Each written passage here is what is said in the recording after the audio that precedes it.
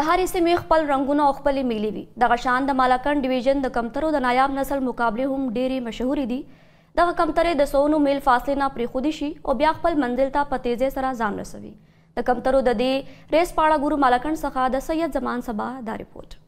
ډېر وختونو کې به خلکو د کوترو نه د پیغام رسولو کار اخیستو، ولې اوس د دې ساتنه یو شوق جوړ شوی دی او د دې ساتونکي د مقابلو دپاره هر کال کوترې تیاروي. او بعضې شوقیان خو پکې داسې هم شته چې د خپل شوق پوره کولو دپاره د یورپ او امریکې نه راوړلې شوې کوترې د مقابلو دپاره ساتي، کمې چې د 100 میل سفر د ګینټو په حساب سره کوي او د خپل مقام ته ځان رسوي. نه ترې نه لار خطا شي او نه ورکېږي، خپل منزل ته تګ کوي. د ګرمۍ موسم شروع کېدو سره د کوترو مقابلې شروع شي. په مالاکنډ کې دغه مقابلې په کامیابۍ سره سرته رسولو لپاره د ډیویژن په سطحه یو تنظیم جوړ کړی شوی دی، کوم چې به د دې مقابلو تابع کوي. په دې موقع یو مشر اقنواس خان وایي چې په امریکا کې مې په دې لوبو کې خپل نوم جوړ کړی دی او اوس غواړم چې امن او خوشحالۍ دا لوبه په خپل علاقه کې خپره کړم.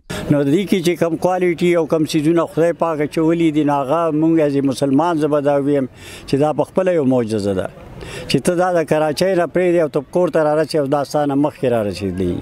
زه په خپل ځاني باندې په امریکا کې په کیلیفورنیا کې په فرزنو ریسنګ پیجن کلب کې ما ډېرې حصې اخیستې دي. په هغې کې به 4 5 6 7 پورې زه هلته چا نه بیټ کړی. زما کوتر چې کوم دی نو زما 800 میل ریسنګ چې کوم دی دا ما ګټلی دی.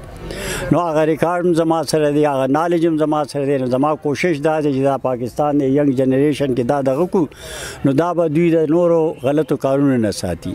د یونین مشرانو د دې خبرې پخلی وکړو چې په ډله کې به د کوترو ساتونکي نور شوقیان هم شاملولی شي چې راتلونکي مقابلې په ښه توګه سرته ورسي او د خلکو دپاره د امن او خوشحالۍ زیری راوړي.